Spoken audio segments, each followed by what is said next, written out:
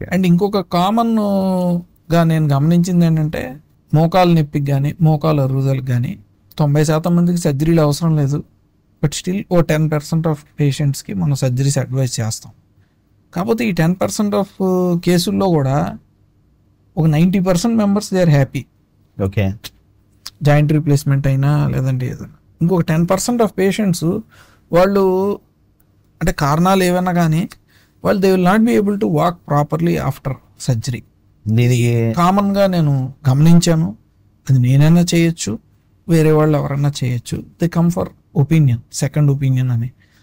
ఈ టైప్ కేసులు మీ దగ్గర కూడా వస్తూ ఉంటాయి. అప్పుడు నేను సెకండ్ ఒపీనియన్ న్యూరాలజిస్ట్కి కూడా పంపిస్తాను.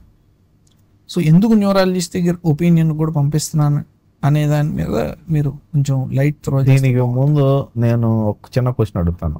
మీరు ఎవరికి జాయింట్ రిప్లేస్మెంట్ అబ్సల్యూట్ ఇండికేషన్ అని చెప్తారు, ఎవరికి అవసరం లేదని చెప్పి వీళ్ళు డివైడ్ చేస్తారు. దానికి సింపుల్ గా మన నార్మల్ మన ప్రేక్షకులకి అర్థమయ్యేటట్టు ఒక 3 పాయింట్లు 4 పాయింట్లు చెప్పండి. వయస్సు 55 దాటి ఉండాల. ఓకే, ఎందుకని 55 దాటి ఉండాలి? ఎందుకంటే ఇది మనం లిమిటెడ్ లైఫ్ స్పాన్ ఇవ్వగలం. జాయింట్ రీప్లేస్మెంట్ మోకేల మార్పిడి ఆపరేషన్ అంటే 20 years ఇవ్వగలం. 20 years దాకా బాగానే పనిచేస్తుంది. Very good. So average life expectancy మన ఇండియన్ లైఫ్ ఎక్స్పెక్టెన్సీ 75 అనుకుంటే మనం 55 to 75 they will be happy అని చెప్పి అని అనుకుంటాం. అదొకటి. దాని తర్వాత grade 3 grade 4 లో ఉండాలి. సరే, ఇక్కడ ఒక పాయింట్ ఎంపడే ప్రేక్షకులకి అడిగేది, నా మనసులో అడిగేది అంటే నేను మిమ్మల్ని అడుగుతున్నాను ఏమనుకో, ఇప్పుడు 40 ఏళ్ళకి ఉంది, బాగా డ్యామేజ్ అయింది, రీప్లేస్మెంట్ చేయరా అంటే వాళ్ళతో ఇంకేం లేదు, సెగ్మెంట్స్ అన్ని ఇంజరీ అయినాయి, బోన్స్ కూడా ఫ్రాక్చర్ అయినాయి జాయింట్ లో. అంటే మాక్సిమం మనం ఏంటంటే జాయింట్ రీప్లేస్మెంట్ కి వెళ్ళకుండాను ఇప్పుడు ఏంటంటే హైటిబియల్ ఆస్టియాటమీ అని, లేదంటే పార్షియల్ నీ రీప్లేస్మెంట్ అని, లేదంటే లెగమెంట్స్ వరకే డ్యామేజ్ అయితే లెగమెంట్స్ ఆపరేషన్ అని, ఎప్పుడు కూడా నీ ప్రిజర్వేషన్ ప్రొసీజర్స్ అంటే మోకాలు ఉన్నదాన్ని న్యాచురల్ గా ఉంచడానికి కానీ, లేదంటే ఎంతో కొంత భాగం వరకే దాన్ని ట్రై చేస్తాం. అట్లీస్ట్ అప్ టు 55 ఎంతైనా సరే. ఈ 55 అనేది చాలా ఇంపార్టెంట్ క్రైటీరియా, అంటే ఇంపార్టెంట్ క్రైటీరియా అది 55. ఎందుకంటే నాకు చాలా ఇంపార్టెంట్. నా దగ్గరికి న్యూరాలజీ వాళ్ళందరూ న్యూరాలజీ సమస్యతోనే రారు. అవును, చాలా మంది నొప్పులు డాక్టర్ గారు, ఈ నొప్పులు మొత్తం నొప్పులు అంటారు.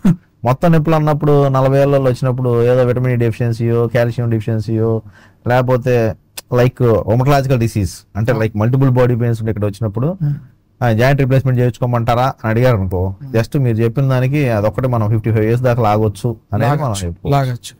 అండ్ సెకండ్ క్రైటీరియా నేను చెప్పేది అంటే ఎక్స్రేలో grade 3 grade 4 ఉండాలి. అంటే ఇంకా మొత్తం జాయింట్ స్పేస్ కనిపించకూడదు. జాయింట్ స్పేస్ కనిపించకుండా మొత్తం అతుక్కుపోతే that is a good indication, right. And third criteria ఏంటంటే వాళ్ళ రోజు కూడా నొప్పి వెళ్ళ అంటే ఎనాలిసిక్ డిపెండెన్స్, పెయిన్ కిల్లర్స్ వేసుకోవాల్సి వస్తుంది. ఒక 500 మీటర్లు కూడా నేను నడవలేకపోతున్నాను, నా రోజువారీ పనులు నేను చేయలేకపోతున్నాను. దీని ఏంటంటే యాక్టివిటీస్ ఆఫ్ డైలీ లివింగ్ అంతే కదా ఎవరికైనా. ఇలాగా ఇవన్నీ క్రైటీరియా ఉండి, అండ్ మోకాలు నొప్పి వల్ల నాకు నిద్రలేమి వస్తుంది, స్లీప్లెస్నెస్ కూడా ఉంది. ఈ మొత్తం ఈ 5 క్రైటీరియాలో కనీసం ఒక 3-4 వాళ్ళు టిక్ పెట్టి 55 years దాటి ఉన్నారంటే కనుక వాళ్ళకి మాత్రమే మనం జాయింట్ రీప్లేస్మెంట్ ఎక్స్ప్లెయిన్ చేయాలి. ఇక్కడ ఇంకోటి ఏంటంటే రియలిస్టిక్ ఎక్స్పెక్టేషన్స్ ఉండాలి. రియలిస్టిక్ ఎక్స్పెక్టేషన్ అంటే ఏంటంటే వాళ్ళు ముందు ఎందుకు నడవలేకపోతున్నారు, ఇవన్నీ చాలా మనం పేషెంట్స్కి హిస్టరీలో చాలా కనుక్కోవాలి. ఎందుకు నడవలేకపోతున్నారు అనేది కనుక్కుని, అండ్ తర్వాత మీ లైఫ్ స్టైల్ ఏ విధంగా మార్చుకోవాలని అనుకుంటున్నారు. అండ్ ఎంత చేసినా సరే మనం వాళ్ళ ఏజ్ని వెనక్కి తీసుకురాలేము. అర్థమైందండి? ఏజ్ రిలేటెడ్ మిగతా చేంజెస్ కూడా ఉంటాయి కదా. మిగతా చేంజెస్ కూడా ఉంటాయి, మజిల్స్ లో కానీ లేకపోతే బోన్స్ లోని వీక్నెస్ కానీ ఏదన్నా ఉండొచ్చు. జాయింట్ వరకే మనం మార్చగలం, వాళ్ళకి నొప్పి తీయగలం. కరెక్ట్, మీరు ఇప్పుడు కరెక్ట్ గా వచ్చారు. ఆ పాయింట్ కోసం నేను ఆ క్వశ్చన్ అడిగింది. మీరే చెప్పారు మిగతా ఏం చేంజెస్ చేయలేము, ఓన్లీ జాయింట్ మట్టికే మార్చగలం. అందుకనే నడవకపోవడానికి కారణం ఏంది అన్న క్వశ్చన్ ఇక్కడే ఆన్సర్ ఉంది. ఇప్పుడు మనం పేషెంట్ వచ్చింది మీ దగ్గరికి ఓన్లీ జాయింట్స్ తో ప్రాబ్లం వచ్చి ఓ 70 years ఆయన వచ్చాడు అనుకోండి, ఆయనకు ఓన్లీ మోకాలు ఎరగవుగా, హిప్ కొద్దిగా అరిగిద్ది, స్పైన్ లో ఉండిద్ది ప్రాబ్లం. సో ఇప్పుడు మన దగ్గరికి మోకాల కోసం వచ్చాడులే మన రాంప్రసాద్, బాగానే పర్లేదు అన్ని చేస్తున్నాడు, మోకాలు డైరెక్ట్ గా మోకాల దగ్గరికి వెళ్ళకూడదు. మోకాలు ఉన్నప్పటికీ ఆయన నడిచిన గేట్ ఒకసారి చూసుకోవాలి. గేట్ గురించి మీరు ఆల్రెడీ ఒకసారి డిస్కస్ చేశారు, నేను కూడా చూశాను మన ఛానల్లో. గుడ్. సో అది చేస్తే దాంట్లో మనం జిస్ట్ చెబుదాం. జిస్ట్ ఏంటంటే గేట్ అన్నప్పుడు మొత్తం మన స్పైన్ ఎట్టాగా ఉండిద్ది, స్పైన్ నుంచి బ్రెయిన్, స్పైన్, 2 హిప్స్, నీస్ ఎంత మట్టికి వెళ్దాం. కింద యాంకిల్, హిప్స్ లో మనకి అరిగి బాగా ఆస్టియోఆర్థరైటిస్ ఉండి హిప్ లో కూడా వస్తే ఓన్లీ నీ రిప్లేస్మెంట్ చేస్తే నడవలేరు. అట్లానే స్పైనల్ కార్డ్ లో ఎప్పుడో పడతారు, వాళ్ళకి కరెక్ట్ గా క్రిటికల్ స్టినోసిస్ ఉండిద్ది సర్వైకల్ లెవెల్లో. సర్వైకల్ మైలోపతి ఉండిద్ది. సర్వైకల్ మైలోపతి ఉండి కంప్రెషన్ జస్ట్ అలా ఉండిద్ది. వాళ్ళకి అన్ని కొడితే రిఫ్లెక్స్ ఫుల్ గా వస్తా ఉంటాయి. వాళ్ళ కొద్దిగా గెయిట్ అలా ఎలా నడుస్తూ ఉంటారు అంటే సిజరింగ్ గెయిట్ లాగా ఇటుకాలు వేస్తా ఉంటారు అంత ఎక్కువగా వచ్చి. సో వాళ్ళు గడపలు దాటకపోవడానికి ఇది కారణం ఉండేది, అది కారణం ఉండేది. అలా ఉన్నప్పుడు మీరు ఒక్కసారి అంటే ఇంత ఖర్చు పెడుతున్నారు కదా ఇప్పుడు నీ రీప్లేస్మెంట్ అని, ఒక్కసారి హోల్స్ పైన ఎంఆర్ఐ తీసుకుంటే తప్పు లేదు అని నా ఉద్దేశం. హోల్స్ పైన ఎంఆర్ఐ తీసుకుంటే ముందు పైన ఉన్న, ఎందుకంటే నా దగ్గరికి మీ దగ్గర తర్వాత వస్తారు. అవును, వెళ్ళామండి ఆర్థోపెడిక్స్ డాక్టర్ గారు రీప్లేస్మెంట్ చేసి పడేశారు. చేసిన తర్వాత అంటే నేను ఎవరిని క్రిటిసైజ్ చేయాలని కాదు, మామూలుగా చెప్తున్నాను. కామన్ గా జరిగిన సంభాషణ ఇది. మనం చూస్తా ఉంటాం 65 years అబ్బాయి చక్కగా యూఎస్ లో ఉన్నాడు, అన్న కాళ్ళు నొప్పులు పుడుతున్నాయి అంటున్నా రీప్లేస్మెంట్ చేయించుకో అంటాడు. వస్తాడు, రీప్లేస్మెంట్ చేయమంటారు, చేసి పడేస్తారు. ఆ తర్వాత ఒక 3 నెలలు చూస్తాడు, ఫిజియోథెరపీ చేస్తారు, 5 నెలలు చేస్తారు, నడవట్లేదు, మా నాన్న నడవట్లేదు, నా దగ్గర తీసుకొస్తారు. నా దగ్గర కాదు ఇంకో రోజు దగ్గర తీసుకొస్తారు. రీప్లేస్మెంట్ చేయించామంటే 2 కాళ్ళు అయినా నడవట్లేదు. ఇక్కడ ఎవరి తప్పు అంటే ఎవరి తప్పు అనేది నేనేమన్నాం. ఇక్కడ జరిగింది ఏంటంటే మల్టిపుల్ ప్రాబ్లమ్స్ ఉంటాయి. నీ రీప్లేస్మెంట్ అవసరమే ఆయనకి, కానీ నీ రీప్లేస్మెంట్ తో పాటు సర్వైకల్ మైలోపతి కూడా ఉంది. నేను చూసిన పేషెంట్లు చెబుతున్నాను. హిప్ ఆల్రెడీ అరిగి ఉంది. వీళ్ళలో కొంతమందికి మూవ్మెంట్ డిజార్డర్స్ ఉంటాయి మా దాంట్లో. ఈ పార్కిన్సన్స్ డిసీజ్ ప్లస్ సిండ్రోమ్స్ అని వాళ్ళు పాపం పద్దవాళ్ళు పడతా ఉంటారు. కొంతమంది పిఎస్పీలు వీటిలో వాళ్ళకి పడతా ఉంటే వాళ్ళ దెబ్బలు తగులుతూ ఉంటాయి. సో వాళ్ళు నీ వల్లే పడుతున్నారు, వాళ్ళ నీళ్ళు కూడా అరిగిపోతాయి. ఎందుకంటే ఆ డిసీజ్ వచ్చే ఏజ్ 70+ లోనే. సో అది చూసుకోకుండా రీప్లేస్మెంట్ కనుక వెళ్తే ఇబ్బంది పడతాం కాదు, ఫెయిల్యూర్స్ వస్తాయి, నెగిటివ్స్ వస్తాయి. పేషెంట్లు వీళ్ళని చూసి పాపం నిజంగా ఎవరికైతే అవసరం అయితే రీప్లేస్మెంట్ డిస్కరేజ్ చేయడం కాదు, రారు. You will get a black mark, అంతే అయిపోయింది. నేను దానికి ఎగ్జాంపుల్ నేను చూసా. మా ఊర్లో ఒక ఆయన చేయించుకున్నాడండి, ఫేమస్ డాక్టర్ అని చేసుకున్న తర్వాత నడవట్లేదు, నేను చేయించుకోనండి అంటున్నాను. కానీ పాపం మొత్తం ఎక్స్ప్లెయిన్ చేశా, నీ రీప్లేస్మెంట్ తాత, ఎందుకంటే నీకు ఇటు వస్తుంటే అటు వస్తుంది, ఆయనకి మొత్తం ఫ్లూయిడ్ అంతా ఉబ్బు ఉంది. అయ్యో నీకు ఎంతకన్నా చేయలేము, ఏం చేయలేము అంటే నువ్వు ఇంకో స్టెరాయిడ్ ఇంజెక్షన్ చెయ్యి, ఇంకోటి చెయ్యి అని నన్ను అంటున్నాడు. కానీ పాపం ఆయన చేసుకుని అట్టగా ఉంది. ఈ స్పైనల్ కార్డ్ సర్జరీస్ కూడా అంతే.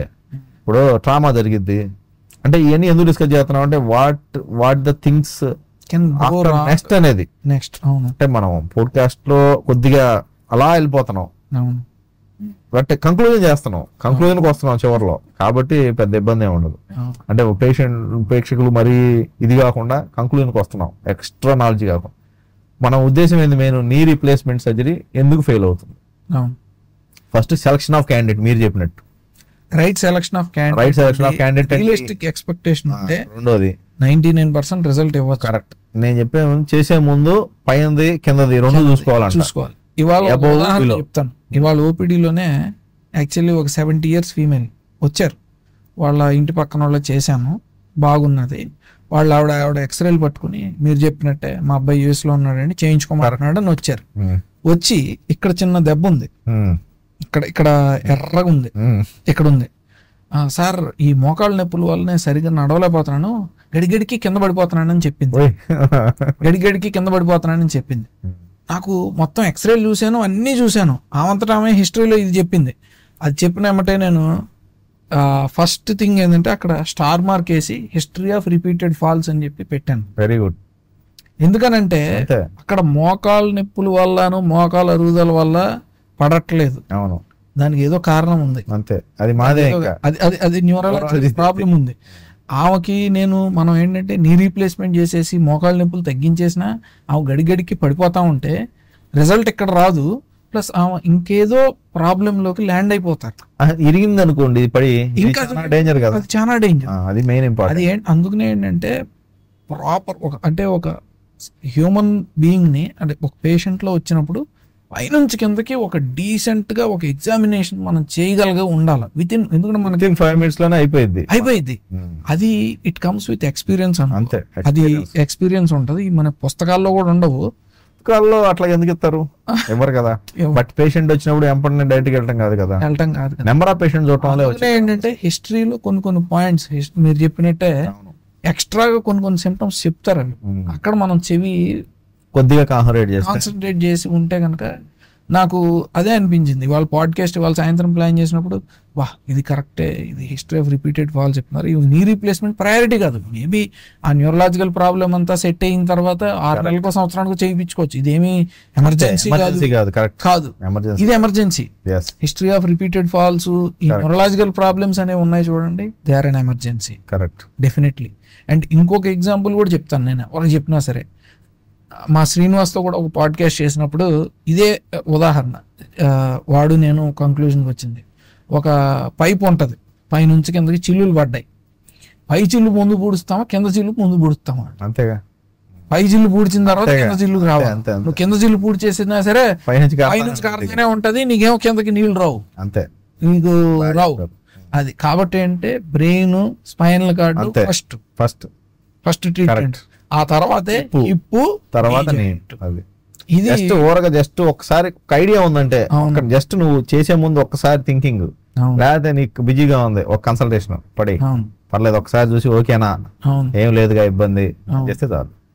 ఎందుకంటే కొంతమంది పాపం వణుకుతా ఉంటారు, వాళ్ళందరూ పాకిస్తాన్స్ కాదు, ఈ ఎసెన్షియల్ ట్రెమర్ వాళ్ళు ఉంటారు, వాళ్ళు విపరీతంగా వణుకుతారు, కానీ వాళ్ళు రీప్లేస్మెంట్ చేయొచ్చు. అలా అడిగి ఒపీనియన్ తీసుకొని చేసేవాళ్ళు ఉన్నారు, పిఎస్పి వాళ్ళకి చేసిన వాళ్ళు ఉన్నారు. సో అందుకనే ఒకసారి నేను చెప్పేది అంటే ఫెయిల్డ్ నీ సర్జరీకి మీ సంబంధం లోపలంతా మీ వైపు అంటే ఆర్థోపెడిక్స్ లో కొన్ని ఇబ్బందుల వల్ల ఏమైనా జరిగితే అది ఇప్పుడు డిస్కషన్ కాదు, అదేదో ఉండిద్ది కారణం, అంటే సరిగ్గా సర్జరీ అలైన్మెంట్ లేకపోవడం, అది వేరే టాపిక్. ఇప్పుడు మన టాపిక్ ఏంటంటే neurology plus orthopaedics common topic. Patient నడవట్లేదు, నీ రీప్లేస్మెంట్ చేసిన అని వస్తే ఏం చూడాలి, అంతే. అదేం చూడాలి అంటే పైన స్పైన్ చూసుకోవాలి, ఆ స్పైన్ లో ఎక్కడైనా కంప్రెషన్ ఉందేమో చూసుకొని ముందే చూసుకున్న తర్వాత ఇది చేసుకోవాలి, అది చేసుకున్న తర్వాత ఇది చేయకూడదు మీరు చెప్పినట్టు ఆ పైపులది. ఆ తర్వాత బ్రెయిన్ లో ఏమైనా మల్టిపుల్ క్లాట్స్ ఉండొచ్చు, క్లాట్స్ ఉండటం వల్ల ఆయన చిన్నగా నడవటం మీరు చెప్పారు కదా, అలా నడిచేది ఉంటే వాళ్ళకి నీ రీప్లేస్మెంట్ చేసినా ఉపయోగం ఉండదు. సో ఇది కొద్దిగా మనం నువ్వు చెప్పినట్టు రియలిస్టిక్ ఎక్స్పెక్టేషన్స్, అంటే వాళ్ళు దేనికి వచ్చారు అనేది ఇవన్నీ చూసుకొని చేసుకుంటే మనకి ఈ బాధ ఉండదని నా ఉద్దేశం. చాలా మందికి చేసిన తర్వాతే మా దగ్గర రావడం జరిగింది. ఇంత చూసిన తర్వాత కొంతమంది అన్నా నీ రీప్లేస్మెంట్ చేయించుకోబోతున్నాం అండి, చేయించుకోవచ్చా అని నా పేషెంట్లే నన్ను అడిగితే చాలు, నాకు నేను ఈ వీడియోలు చేసిందని సక్సెస్.